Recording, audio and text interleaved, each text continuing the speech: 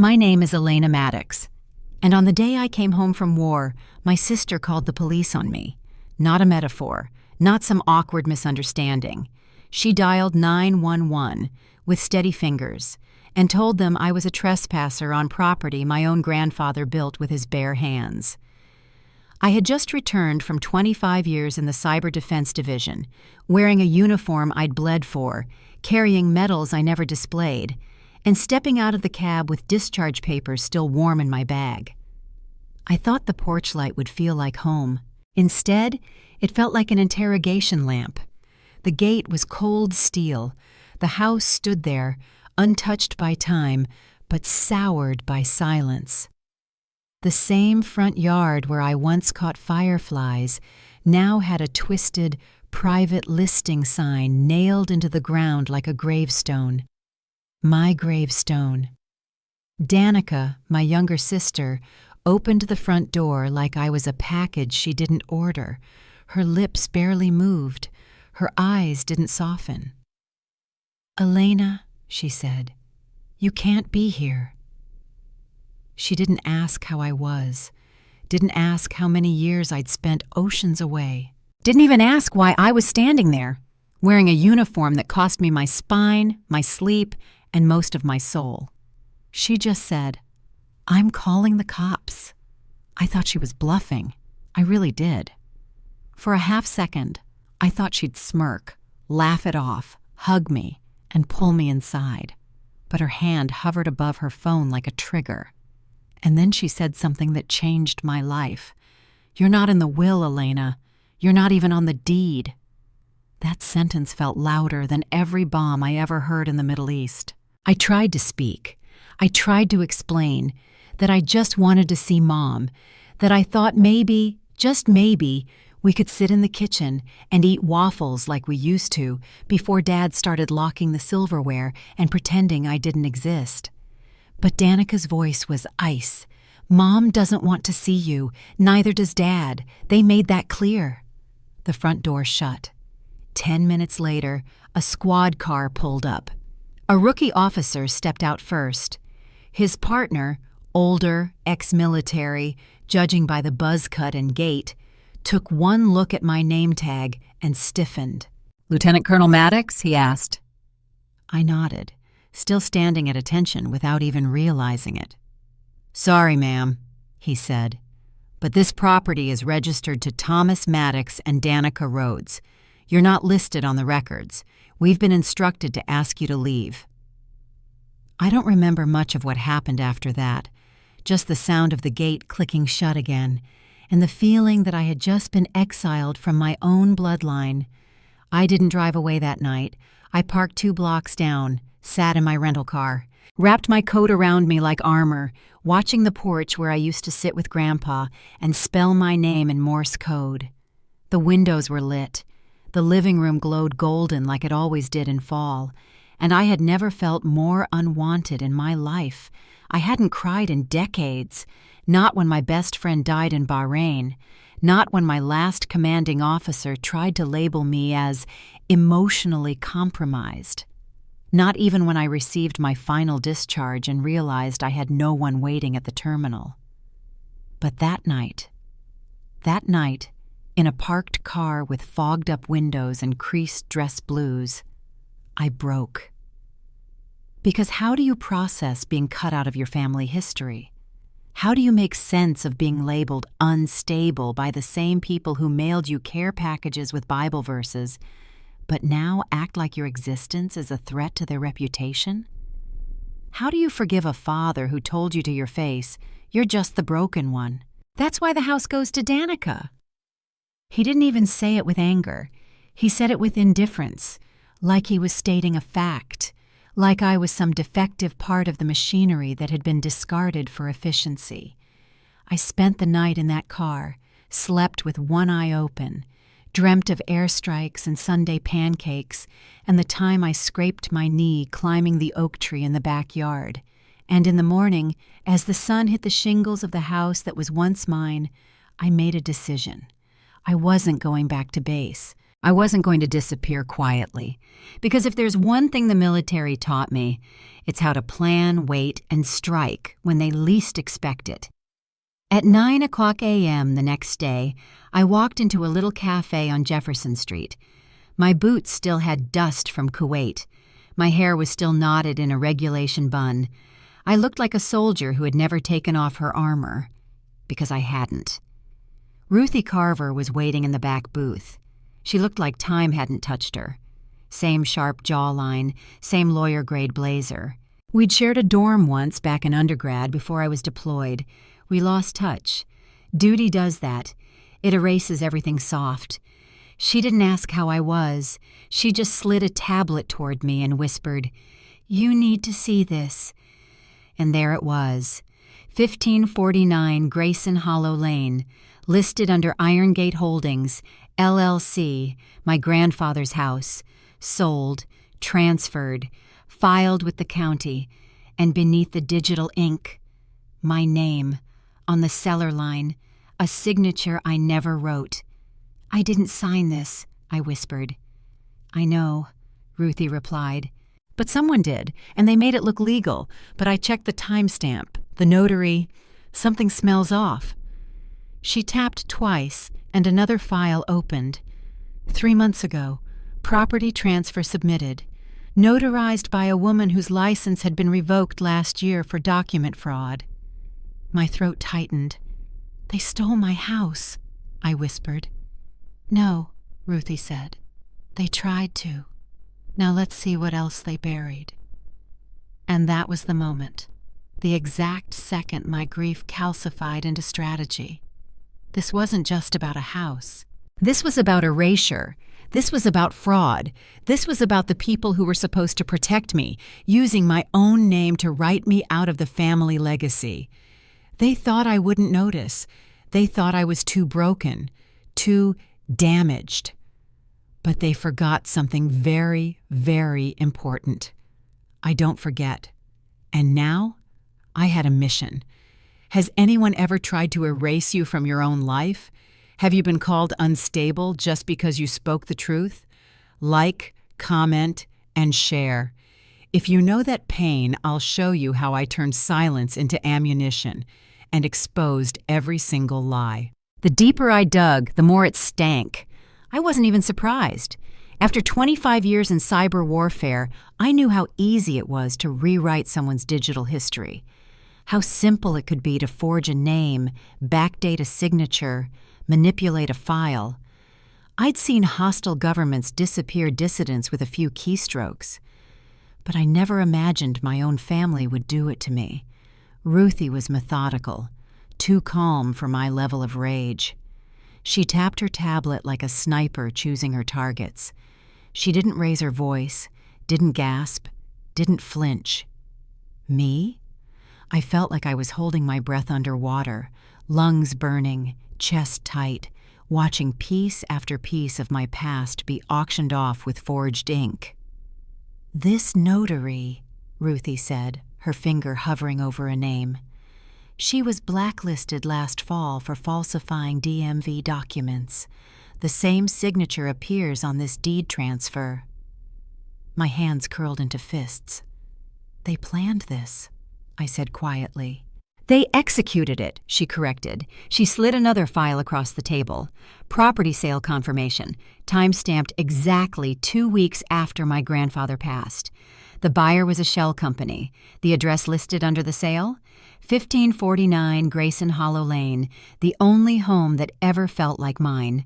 I stared at the screen.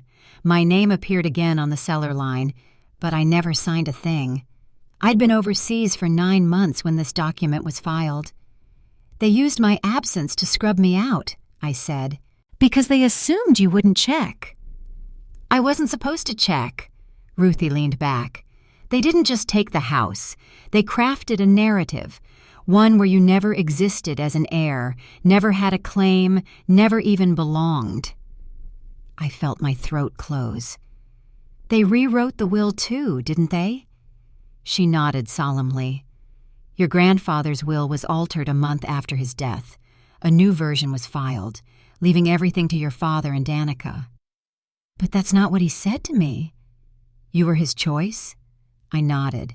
He told me on the back porch, just a day before he died.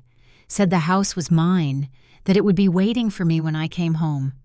Ruthie's voice dropped. Then we need to find the original. I have backups, I muttered.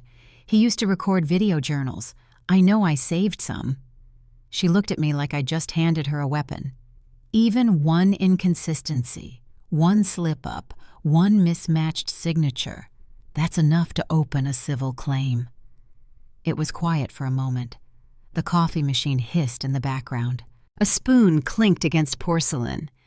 I looked out the window at Jefferson Street, at the ordinary life moving on outside, while my identity was being scrubbed clean inside a spreadsheet. They told me I didn't matter, I whispered. But you do, Ruthie replied, and they're about to learn what happens when you erase a soldier trained in digital warfare. I met her eyes. This wasn't about a house anymore. It was about the truth. And I was done waiting. We didn't sleep that night.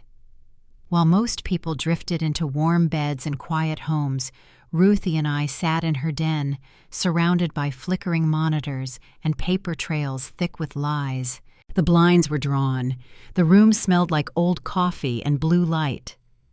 This company, Iron Gate Holdings, LLC, Ruthie said, tapping the top left corner of her screen, doesn't exist in any real functional way. It has no employees, no physical office, no phone number, but it holds 3 residential properties across the state, including your grandfather's house. She clicked again. It was registered out of Nevada. That's common for laundering operations or folks looking to hide assets. Looser business laws, fewer eyes watching. I leaned in. Who registered it? That's where it gets interesting. Her screen blinked. A name popped up. Brian Rhodes. I stared at it. Danica's husband. Ruthie nodded. He used an alias, B.R. Hollis, registered the company 6 months ago, but he slipped, forgot to change his billing address on one of the setup forms. That address links directly back to the Rhodes' current home. It's a rookie mistake. I let the name sink in. Brian. The smug, smooth-talking logistics manager who always had a new excuse for skipping family events, who never really made eye contact with me. He married Danica just after I shipped off to Afghanistan. I didn't even make the wedding. And now, here he was. The man who had forged my name on a deed transfer was married to my sister. Was it his idea? I whispered.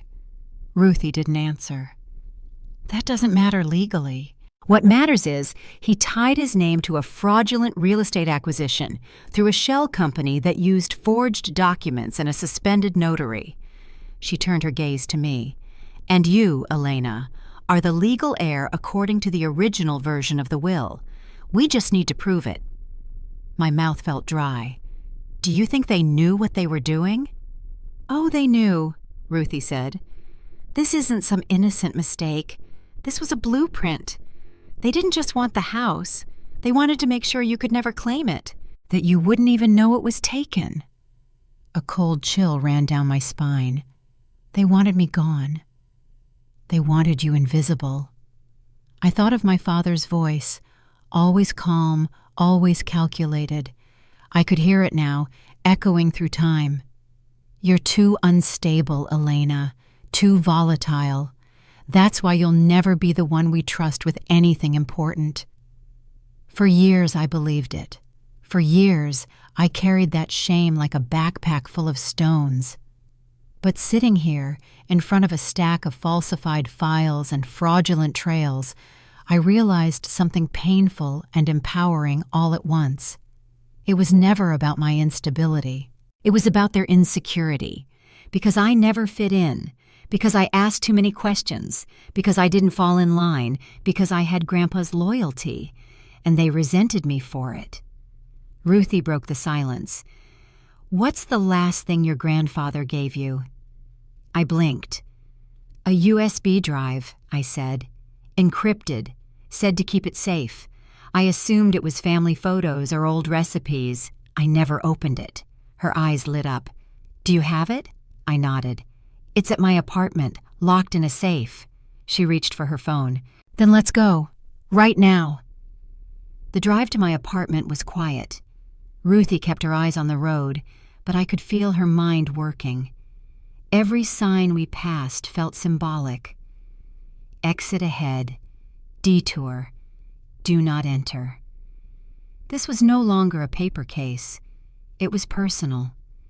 Inside, I unlatched the small wall safe behind my closet and pulled out the matte black USB. No label, no markings, just cold blank plastic. I plugged it into Ruthie's encrypted laptop. A login screen appeared. 2 fields, user ID and passcode. I smiled. Grandpa was obsessed with patterns, I murmured. Everything had a sequence. I typed, ham radio, 129. The screen flashed, accepted. A folder opened. Dozens of video files, labeled by date. Ruthie clicked on one, recorded just days before he died. The screen filled with my grandfather's weathered face. He was sitting in his workshop, the one with the crooked ceiling and shelves lined with soldering tools. He looked into the camera. If anything happens to me, this is for Elena. This house belongs to her. She is the only one I trust to keep this place in the family. The others, they've changed. I see it in their eyes. Greed is louder than blood now. I felt my heart collapse in on itself. Ruthie exhaled slowly. That's your proof. Not just a declaration. That's a testament. And if we match that date to the metadata on the will your father and Danica filed after, it's over for them.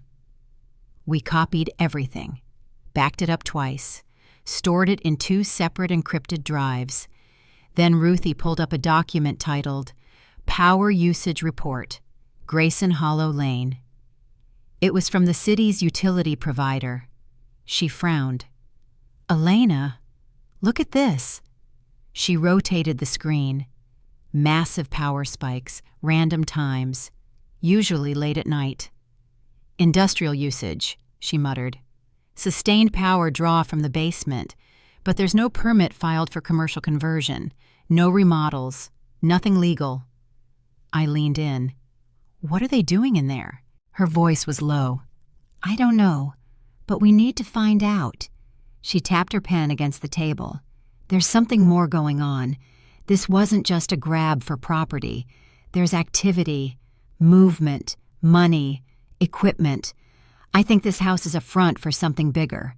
I said nothing, because I already knew what I had to do next. I was trained for surveillance, trained to track patterns, trained to slip into the dark and come back with evidence. I'm going there tonight, I said. Ruthie looked up sharply. Not alone. That's not smart. I won't go unarmed, I said, and I won't go loud. I reached into the bottom of my closet and retrieved a compact shoulder bag filled with the last tools I ever used in the field. Thermal scope, mini drone, audio recorder, tactical flashlight, flash drive for quick data pulls. Ruthie, you said it yourself. They didn't just steal a house, they built something on top of it. And I want to know what's buried beneath the floorboards. She stared at me, then she nodded. Bring back everything, and don't get caught. If they went this far to erase you, they might go further if you threaten what they're hiding. I didn't flinch, because the truth was, I'd already been erased once. They weren't going to do it again. By midnight, I was in place. Black hoodie, silent boots, a camera clipped to my collar, one earbud linked to the mic I'd sewn into the cuff of my sleeve. The drone rested in my backpack, ready to deploy if needed. Every step I took felt like a return to a part of me that hadn't been activated in years. The house looked different in the dark, colder, lifeless, yet somehow still dangerous. I crouched behind the hydrangea bush that no longer bloomed, the one my grandmother once protected like a sacred thing. It was wilted now, dried out and half dug from the roots, like the rest of this family's love, once cared for, now discarded. From my hiding spot, I had a clean view of the driveway. The lights were off, the windows blacked out with new curtains. That wasn't normal. They were hiding something, and I was about to find out what. Around 12:45 a.m., a van pulled in. No headlights, no sound, just the low purr of a modified engine. It stopped near the back entrance. 3 figures stepped out, 2 men in black jackets, one of them tall and stiff-shouldered, the other smaller, moved like muscle. And then, from the passenger side, Brian emerged. He didn't even look nervous, like this was just another night at the office. He barked something low, inaudible at this distance, and the men began unloading black crates from the back of the van. No labels, no markings. My gut twisted. I tapped the mic. Target visual confirmed. Brian Rhodes. 2 unknown associates, 4 crates total, entering through basement access. I crept to the side of the house, low and quiet. Every movement was instinctual, muscle memory from another life. I found the basement vent, the same one Grandpa and I used to crawl through as kids during hide and seek. I removed the new mesh someone had added. It was recent, stapled on with urgency, but not bolted. Inside, I saw the faint blue glow of LED lights and movement, boxes being stacked, the sound of something mechanical humming to life. I slipped the recorder in, waited. A voice pierced through the vent. If the officer finds out, we sever the tie. No warning. The voice froze me. Not Brian, not some shadowy accomplice. My father, Thomas Maddox. I hadn't heard his voice in over 2 years. He never called, never wrote.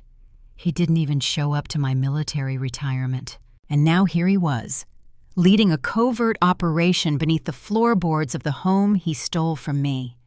My hands trembled. I didn't cry. I didn't shake. I didn't breathe. I listened. Another voice, deeper, possibly the larger man, said, "We have a shipment tomorrow. If anything leaks, we're done." My father responded, "Then it won't leak. We've buried everything. The will, the deed, even her file." There was a pause. Then he added, "She's not stable enough to be believed. That's what the military file says." I blinked. Hard. He had access to my military psychological records. How? Only certain clearance levels had access. The answer was obvious. He had help. Suddenly, a jolt of wind hit my face. I backed away from the vent. Clenched jaw, white knuckles, mind racing. This wasn't just a stolen house. This was a conspiracy. Financial, digital, legal, and now personal. Because they weren't just trying to erase me. They were building an empire using the ghost of my identity.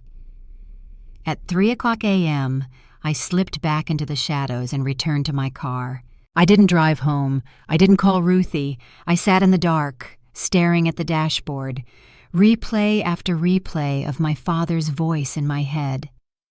We buried everything, even her file. They knew I would come back. And they were prepared to paint me as a paranoid veteran clinging to delusions of home. That's why they forged the document so carefully, why they planted a new will, why Danica smeared my name around the neighborhood like I was some stray returning to cause trouble. They weren't afraid of me. They were afraid of what I could prove, so they tried to label me unstable. The oldest trick in the book, discredit the one who knows the truth. But they forgot something critical. I've spent my entire adult life in psychological evaluations, cleared for active duty under the strictest protocols, passed screenings during wartime, served with honor, received commendations under pressure that would have cracked lesser minds. And now they were calling me unfit to inherit? No. I was more fit than ever to expose every lie. I turned on my recorder and played back the clip. The quality was faint, but the words were crystal clear. We've buried everything, even her file. That was enough for Ruthie to file for a subpoena. That was enough to trace access logs. That was enough to open the door to a federal-level investigation. I took out my phone, typed 2 names, Ruthie Carver, Isaac Ingram. Isaac was my old contact from Cyber Unit, now working as a private security analyst. I hadn't spoken to him since we took down a foreign currency laundering ring back in Ramstein, but I knew he'd answer, and he did, in 5 minutes. The moment I explained the forged documents, military records, and shell company ties, he responded with, "Pull everything. Start the chain. Don't stop. You're not crazy. You're in the middle of something big." And just like that, my apartment became a war room. 3 laptops, 1 backup drive, old encrypted emails, metadata logs, call records, the very tools they used to erase me. I was going to use them to erase their empire. And it all started in the basement. By sunrise, my living room looked nothing like a home. It looked like a command center. Printouts littered the coffee table. Screens blinked with data feeds and login traces. Ethernet cables stretched across the floor like digital veins. The faint hum of encrypted drives filled the silence. Ruthie arrived at 7:00 a.m., wearing a trench coat and that signature lawyer expression, part exhaustion, part quiet fury. She stepped over wires and nodded once. "You found it?" I didn't answer right away. I just hit play. Her face froze as my father's voice crackled through the speaker. "We've buried everything, even her file." She didn't blink. "Your dad's voice is clear," she said, "and it places him at the site of the property. That alone would be enough to implicate him in conspiracy, especially if what you're suspecting about the shell company pans out. It already has." I pulled up a screen Isaac had sent minutes earlier. 3 wire transfers, all unmarked, filtered through Irongate Holdings into a logistics company owned by Brian Rhodes, and then out again into personal accounts under aliases, all timed within 24 hours of each other, all linked to federal government contracts. Ruthie whistled. "Jesus, they're using your name, your clearance history, and your house to qualify for DoD deals. That's fraud on a federal level." I nodded. "And the house was just the bait," I added. "It gave them the property front to operate out of, so everything looked domestic. Civilian, normal."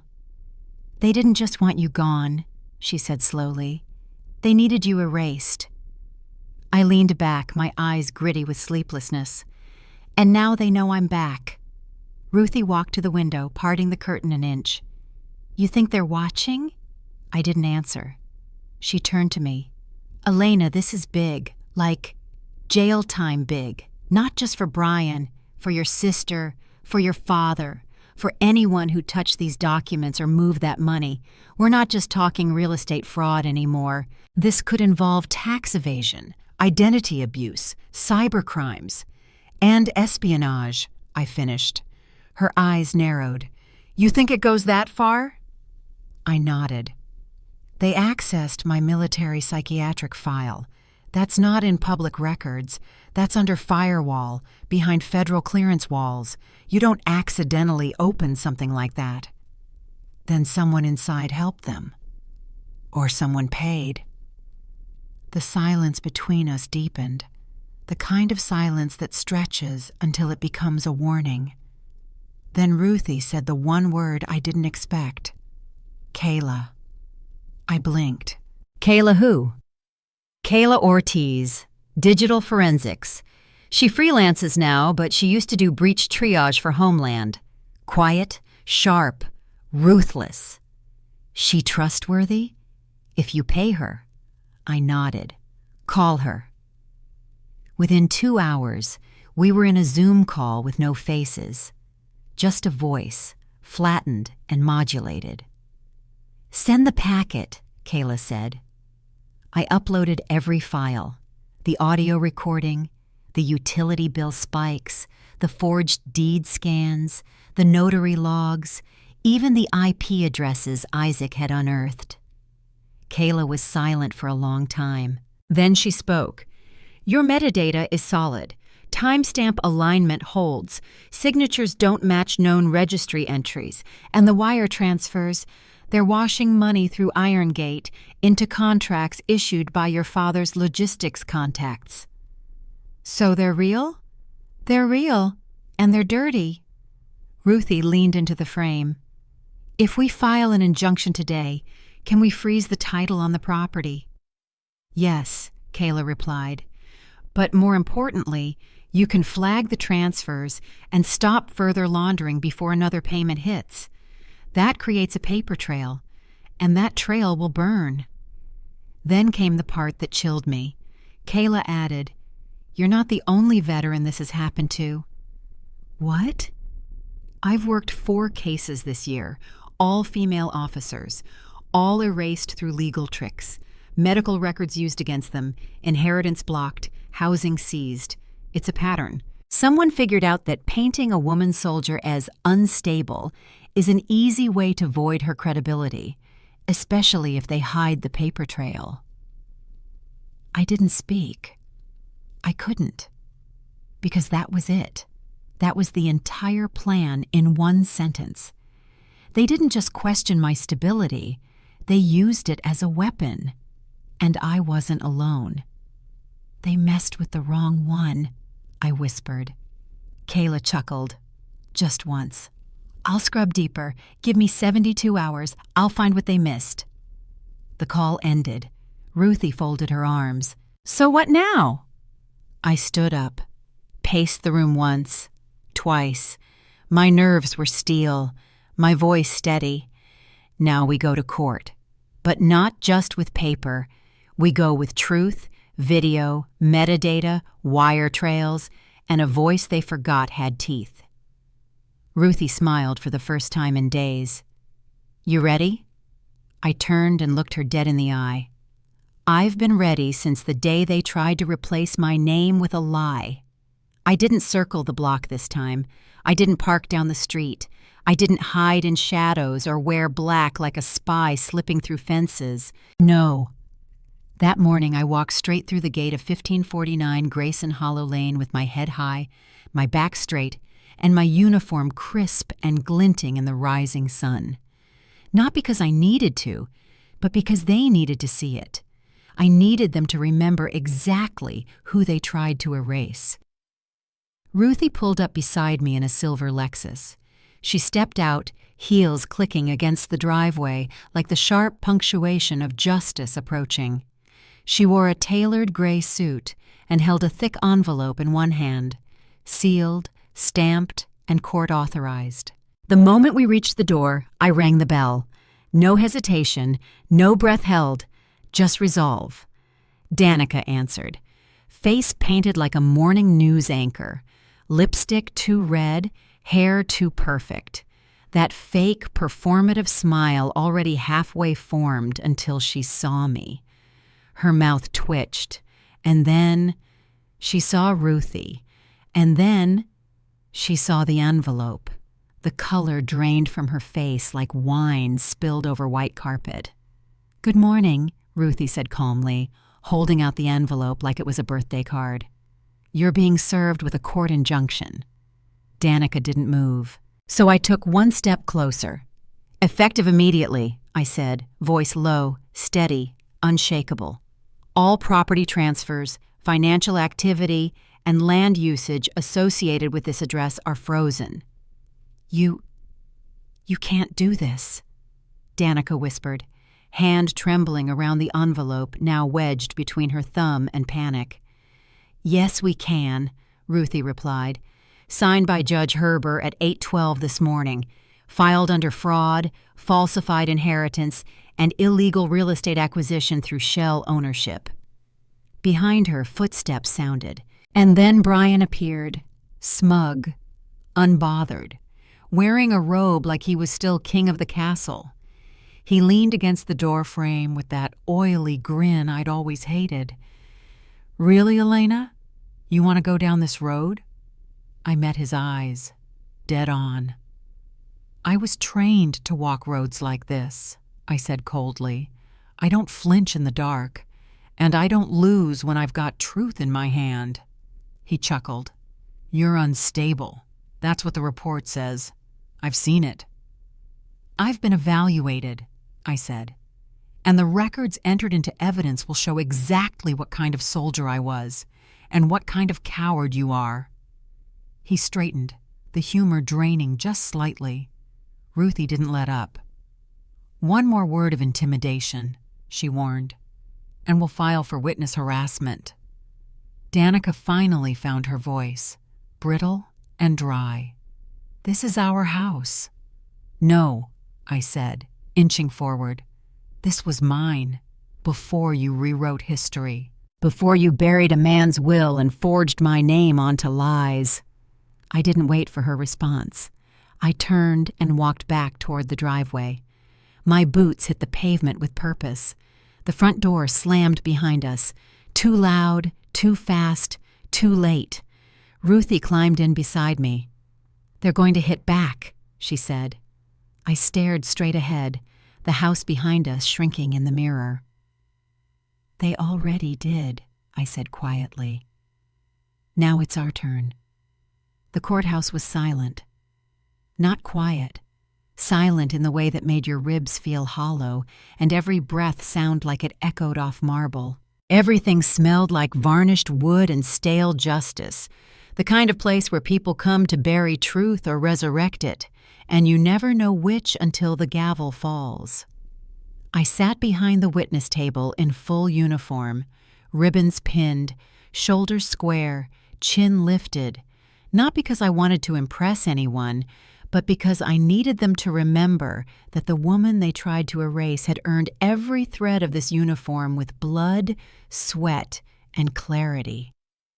My father sat across the room, stone-faced, still, just like he always was, as if pretending none of this touched him would make it go away. Next to him was Danica, staring down at her folded hands like she was hoping the judge wouldn't see her, and beside her, Brian, whispering to his attorney. Every few seconds his neck twitched, a subtle tell I remembered from childhood. He only did that when he was cornered. Good, because the truth, it had teeth now, and we were ready to bite. The judge called the room to order. Ruthie stood first, calm as always, her voice sharp and precise. She laid out the timeline, the forged deed, the revoked notary, the video evidence, the military file breach, the shell company transactions, and the wire transfers traced to Brian's logistics firm. Everything, documented, verified, filed. The courtroom didn't erupt. There was no drama, no shouting, just silence. That same judicial silence that let every lie hang in the air like smoke. Then came my turn. The prosecutor approached. "Lieutenant Colonel Maddox," he began, "please describe, in your words, how you first discovered the property transfer in question." I didn't blink. "I returned home from 25 years in military service to find myself locked out of the house my grandfather left me," I said. "My sister called the police. I was told I was not listed on the deed, that I was not part of the will, that there was nothing for me, that I had been forgotten." I paused, then looked directly at the judge. That wasn't true. Ruthie slid a tablet across the table. The judge clicked it on. Grandpa's face filled the screen. "If anything happens to me, this is for Elena. This house belongs to her. She's the only one I trust to keep it in the family. The others, they've changed. Greed is louder than blood now." It played twice. No objections. The courtroom was so still, I could hear someone shifting their coat in the gallery. The prosecutor turned back to me. In your professional opinion, Colonel, do you believe this was a deliberate conspiracy? I didn't flinch. Yes, I said. They didn't just try to erase my name. They used it. They built contracts on it. They forged my signature and exploited my clearance to win federal funding. And they funneled that through a shell company registered under an alias. They leveraged military trauma, painted me as unstable, and weaponized my silence to build an empire of fraud. A murmur rippled through the back row. Brian's jaw tightened. Danica refused to look up. And my father? Still motionless, still staring into the wall. Like if he didn't see me, none of this would be real. But it was real, and the courtroom remembered. One by one, the evidence was laid bare. The notary's suspension notice, filed 6 months before she signed my deed. The utility records, showing industrial-level power draw from the house's basement. The property transfer file, with my forged name, filed while I was deployed overseas. The financial trail, with 3 midnight wire transfers into Brian's company, all tied to government supply contracts. And the final blow, the audio recording, my father's voice on tape, saying the words they couldn't deny. We've buried everything, even her file. The judge played it twice, then once more, for emphasis. My father still didn't react, but Danica started crying. She didn't sob, just a quiet, pathetic drip of tears, like she was mourning the image of herself they built, the one where she got everything and I got forgotten. The prosecution rested. The defense offered no evidence, just character attacks. She has psychological flags, the attorney said. She's emotionally volatile. Her own family deemed her unstable. There's a reason she wasn't included in the will. She was, Ruthie snapped. And your clients forged a new version after the original went missing. The judge raised a hand. Enough. Then he looked at me, and in that instant, I felt something I hadn't felt in years. Recognition. Not as a daughter, not as a sister, but as a truth-teller. Lieutenant Colonel Maddox, the judge said, you've demonstrated overwhelming evidence of conspiracy, forgery, and fraudulent land use. This court acknowledges your standing as the rightful heir to the property known as 1549 Grayson Hollow Lane. He turned. Danica Rhodes, 6 years for conspiracy and will tampering. Brian Rhodes, 10 years for financial fraud, forgery, and contract abuse. Thomas Maddox, he paused, 10 years, no parole. No screams, no outbursts, just silence. And then, collapse. The kind of collapse that doesn't come with a bang, but with a whisper, a future crumbling under its own weight. I didn't cry when the gavel dropped. I didn't exhale. I didn't smile. I didn't even move, because part of me still didn't believe it was over, that after everything, after being locked out, erased from the will, branded unstable by my own blood, after all of that, I had stood in the middle of a federal courtroom and made the truth stick. Danica was escorted out first. She didn't say a word, didn't glance my way. She clutched her purse like it could protect her, but nothing could anymore. Brian followed next, hands cuffed, mouth pressed in that smug, too-tight line, still defiant, still clinging to the illusion that he'd outsmarted someone. But his empire, built on forged ink and silence, it was burning from the inside. Then they brought my father forward. No handcuffs, just pride, the only thing he ever wore well. He turned toward me for the first time during the entire trial.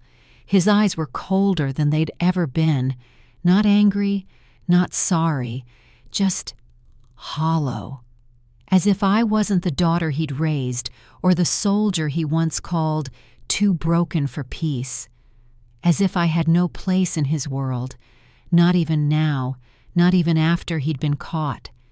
He said nothing, and I didn't need him to, because for once, I didn't feel small under his gaze. I didn't feel invisible. I didn't need him to admit what he'd done. The court had done it for him. Outside, reporters were waiting. Not many, just enough. I didn't stop for interviews. But someone stepped out from the crowd as I passed. An older man, maybe 70, leaned on a cane, veteran jacket zipped to his chest, his hand shaking as he raised it to salute. "Colonel Maddox," he said, voice gravel thick. "You reminded them. We still stand." I returned the salute. No words needed. Because in that moment, I knew I hadn't just reclaimed a house. I had reclaimed something they never thought I'd want back. My name. 2 weeks later, I visited the Defense Service Library, a place I hadn't stepped into since I first pinned on my lieutenant bars. The hall smelled of marble and dust, the kind of stillness that holds reverence. I walked past archives of classified victories and names of soldiers who were never meant to be remembered, but someone did anyway. Then I found it. At the far end of the honor wall, black granite, polished like silence. Colonel Elena Maddox, Cyber Command, 1998 to 2023, carved in stone. Not with noise, not with fanfare, just truth. Unshakable, undeniable. That wall had no space for forged signatures or fake wills, no room for greed or family politics. It only held what was earned, and I had earned this, not through revenge, but through relentless reclamation. Not by shouting, but by showing up. By proving that no one, not even blood, gets to rewrite your story without your permission. As I walked back through the marble atrium, I passed a group of young officers. One of them recognized me. His eyes lit up. He nudged the girl beside him and whispered my name. I didn't stop, but I smiled, because now the name they tried to erase, it echoed in granite, in courtrooms, in data logs and recovered evidence, and in the minds of everyone who ever dared to say I was too broken to fight back. They thought they could silence me. Instead, I carved my name in stone. It started with a letter, sloppy cursive, no return address, just my name, misspelled, on a yellowed envelope dropped at the foot of the porch like an afterthought. It was from Danica. Inside, 4 lines. I didn't know how deep it went. I didn't want to lose everything. I didn't mean to erase you. I hope someday you'll understand. I read it twice, not because I was moved, but because I wanted to be sure it said what I thought it said. There was no apology. Not really. No accountability. No mention of the forged will or the lies whispered into courtrooms and community circles. No ownership of the moments I stood outside my childhood home while she called me unstable through a locked screen door. Just a plea, soft, self-protecting, and far too late. I left the letter on the kitchen counter. Didn't burn it, didn't frame it. Just let it sit there. Exactly like the past, uninvited, unclaimed, unfinished. The next day, it was my father. Through his attorney, of course. I understand Mr. Maddox is willing to issue a public statement expressing remorse for the events in question, the lawyer said on the phone, voice oily with performance, in exchange for some reduction in sentencing. I didn't even answer, just handed the phone to Ruthie, who hung up mid-sentence. A week later, another letter came. This one from a cousin I hadn't seen in years. I always thought what they did to you was wrong, but I didn't know how to speak up. I was afraid of being cut off, too. You were always stronger than us, Elena. I folded that one carefully, placed it in a drawer. Not because it made things better, but because it was true. I had been stronger, not louder, not more aggressive, just unwilling to die quietly. And now? Now the silence was theirs to choke on. It's funny, the things that returned to you after the war, the smell of old cedar in the attic, the creak of the back steps when the wind rolls in, the faded outline of my name, still scratched into the back of the shed with Grandpa's rusted penknife. This house, the one they tried to gut me from, was still standing. And now, it was mine. Fully, legally, permanently. But I wasn't rushing to fill it with new furniture or fresh paint. No, I was letting it breathe again. Letting the walls remember. Letting the floorboards echo the truth. I hadn't just come home. I had returned whole, and everything they took from me was now back in my hands. It was a Saturday in mid-October when she showed up. I had just come in from the garden. Gloves still damp, dirt under my nails, sweat dried on the back of my neck. I was tending to the hydrangeas, the ones Grandma used to love.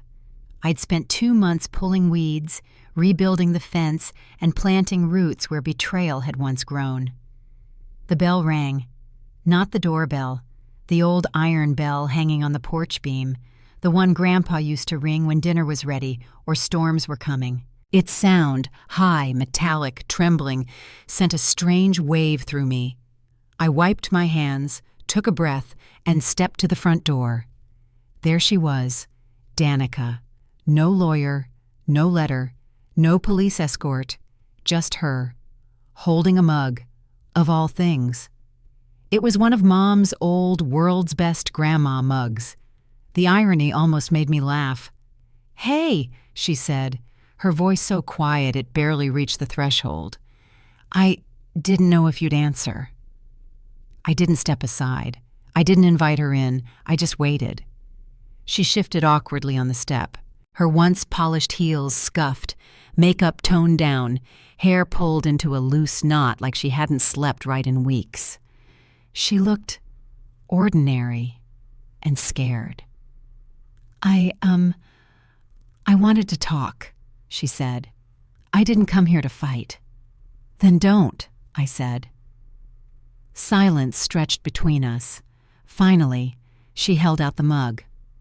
"I found this in storage. Thought maybe you'd want it. It was Mom's favorite."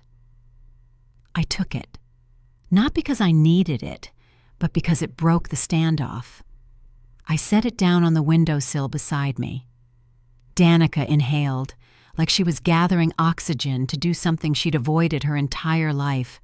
Speak with honesty. "Elena," she said, "I was wrong." I raised an eyebrow. "I knew something was off," she continued, "but I let Brian handle the papers. I didn't ask questions. I just trusted him. He told me we were protecting the family, that you weren't well, that the will had to be adjusted because you were too far gone to manage it." I said nothing. Let her sit in it. She fumbled. "And I believed it," she admitted, "because it was easier, because the version of you he painted fit what I already had in my head." I could feel the heat rising in my chest. "And what version was that?" I asked finally. She looked up, eyes rimmed red. "That you were distant, cold, broken from all those deployments, that maybe you weren't really coming back anyway, that you didn't care about the house or Grandpa's legacy or us." I let those words settle between us like dust. "You made no effort to find out the truth," I said. "I know. You didn't ask. You didn't call. You didn't even leave a door open." "I know. You called the police on me, Danica, the day I came home." She nodded, eyes now full. "I was scared," she whispered. "Of you. Of what it meant if you were telling the truth. Because that would mean I had to face what I let happen." I leaned against the doorframe, tired but grounded. But I could see now that guilt had hollowed her out in a way the court never could. And yet, I didn't feel vindicated. I didn't feel pity either. What I felt was distance, permanent and necessary. "I didn't need you to protect the house," I said. "I needed you to remember that I existed." "I do," she said. "I do now." "Too late." The words came out flat, not bitter, just final. She nodded. Then she reached into her coat pocket and pulled out something small, a photograph. I took it reluctantly. It was the three of us, me, Danica, and Grandpa. Backyard picnic. I was 10. She was 8. He was laughing mid-sentence, holding a plate of burnt hot dogs like they were gold. "Grandpa kept this in his desk," she said. "I thought maybe you should have it." I stared at the photo, then looked back at her. She waited, hoping maybe that I'd let her inside, but I didn't. Instead, I said what needed to be said. "I forgive you, Danica, but that doesn't mean I forget." Tears slipped down her face, quiet as snow. "I understand." I stepped back slowly. "Take care of yourself." And then, without anger, without slamming the door or shouting or demanding anything more, I closed it. Not out of hate, but out of healing. Because sometimes the best way to reclaim your peace isn't by reopening wounds. It's by letting them scar. It's strange what doesn't return with time. The seasons, they always come back. The leaves fall, the wind shifts, the air gets that cold bite just before November. But some things, they stay gone, like the way the porch used to creak when Grandpa stepped outside to sip his coffee. Or the way my father's handwriting looked when he used to sign my birthday cards with a flourish that read more like a signature than a sentiment. And most of all, his name, Thomas Maddox.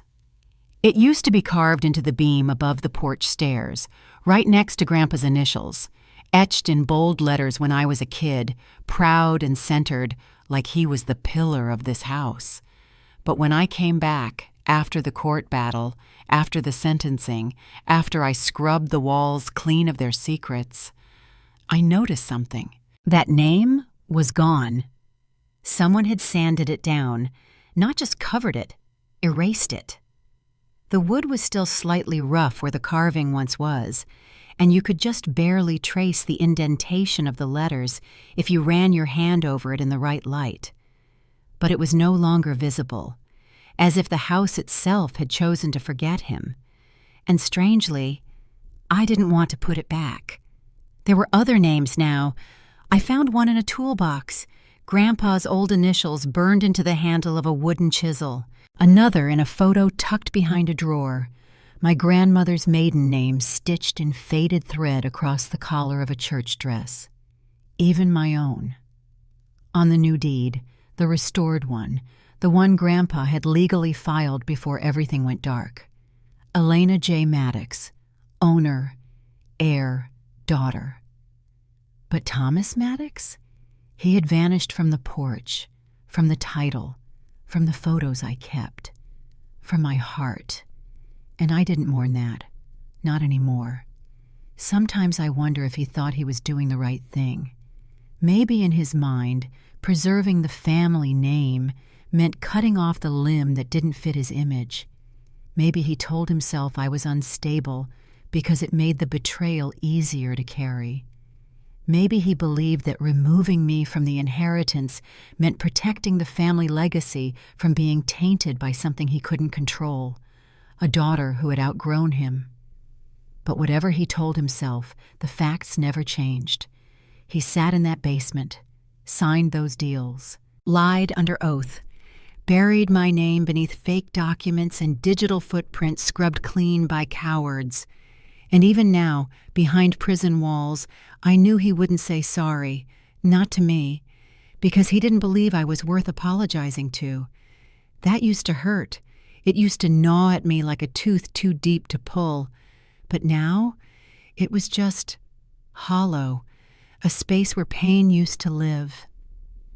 I repainted the porch in late November. It was a quiet Sunday, no visitors. Just the sound of old jazz humming from a portable radio and the scrape of the brush against the wood. I stopped when I reached that beam, the one where his name used to be. I stood there for a while, brush in hand, eyes locked on that empty strip of wood. And then I made a choice. I didn't repaint it.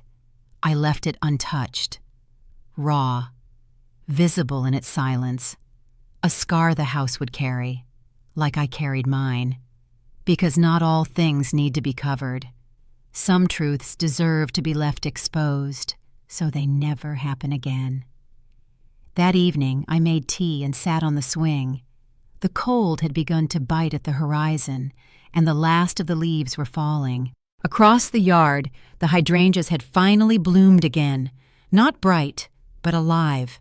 And for the first time in years, I wasn't waiting for someone to join me on the porch. Not Grandpa, not Danica, not even him. I wasn't hoping for an apology. I wasn't hoping for closure, because I had created my own. This house, this life, it no longer needed the permission of the past to keep standing. It had been broken, but it had not fallen, and neither had I. Healing doesn't arrive with a trumpet. It doesn't kick down the door or throw open the curtains. It doesn't ring the bell like someone announcing their return. No, healing is slow. It's quiet. It creeps in on padded feet when no one's watching. And for me, it started with sound. The creak of the back screen door as it finally stopped catching on its rusted hinge. The soft tick of the kitchen clock I hadn't realized I'd fixed.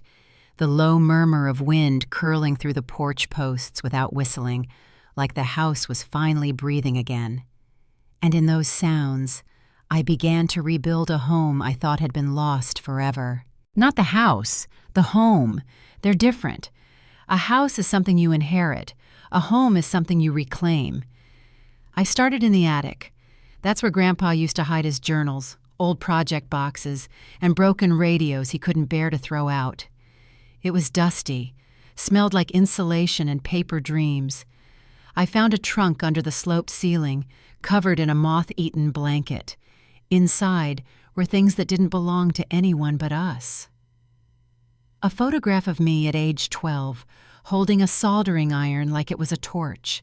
A newspaper clipping of my enlistment, folded so many times the creases looked like scars.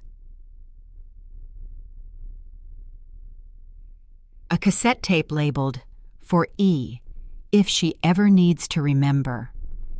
I didn't even have a cassette player anymore, but I ordered one, waited 3 days.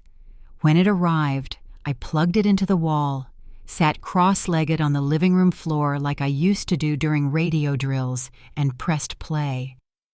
If you're hearing this, it means the world tried to convince you that you don't belong here. My chest clenched. But you do. You always have. I knew it the moment you rewired the toaster at age 7 and didn't burn the house down. This home, it was always yours in ways no paper could prove. I just hope, if you're listening to this now, you didn't forget who you are. I pressed stop, and I cried. Not the kind of crying I'd done after the courtroom, sharp, angry, vindicated. This was something else, something older. Like the part of me that had been holding my breath since childhood had finally let go, because this house hadn't tried to forget me. They had. But the house, the walls, the beams, the attic full of proof, it remembered. It never let go. The town wanted to rename the street. That's how I found out people were talking, quietly, behind coffee shop counters and church bulletin boards, in whispers at the local hardware store. Elena Maddox owns the Grayson house now. Did you hear what her father did? Poor girl. No, not girl, soldier. Colonel. She's not just keeping the house, she's fixing it. And then, we should name something after her. She earned it. The city clerk called me with the proposal. We were thinking Maddox Lane, she said. You know, to honor your service and everything you went through. I paused. It wasn't anger that filled me. It was clarity. Because I didn't want that name, not that name, etched across the entrance of the place I fought to reclaim. Maddox Lane? I repeated. Yes, it just has a ring to it. It did, but not the right kind. I imagine children riding their bikes beneath that sign. I imagine someone asking, "Who's Maddox?" and another answering, "He was the man who tried to steal a house from his daughter." No, that wasn't the legacy I wanted left in stone. So I smiled softly and said, "Thank you for the thought, but I'll have to decline." There was a long pause on the other end of the line. "You sure?" the clerk said. "It would have been permanent." That was the point. Some names don't deserve permanence. Instead, I named the house something else. A small sign hangs beneath the porch beam now, a beam that still carries scars, still bears the faded impression of a name I no longer speak. The sign reads, "Redemption Hollow." Because that's what this place became. Not a trophy, not a battleground, not a prison of memory, but a sanctuary, built not from perfection, but from the wreckage of something others tried to bury. People visit sometimes, neighbors, veterans, journalists who are careful not to pry. Sometimes they just want to sit on the porch. Sometimes they bring letters from women in other cities, daughters, sisters, wives who were cast aside when inheritance was handed out like power. Some ask how I forgave them. I tell them forgiveness isn't a performance, it's a release of the weight they tried to hand you, the guilt, the silence, the shame. You don't forgive to let them off the hook. You forgive because your life deserves space to grow beyond their chains. I don't speak to my father. He writes from prison every few months. The letters come addressed to Colonel E.J. Maddox, not Elena, not daughter, and that's fine. I don't open them, because I no longer need his permission to exist. The last time I saw his handwriting, I stared at it for a while, not with rage, not with nostalgia, just with a strange sense of closure. Then I fed it into the fireplace, watched it curl into ash, and felt nothing, which for someone like me is the greatest peace I'll ever know. Sometimes, late at night, I sit in the hallway and listen to the wind press gently against the windows. The old house creaks in all the same places. It doesn't haunt me anymore. It speaks, it remembers, and I answer, not with fear, not with vengeance, but with presence. I'm still here. I was always meant to be here.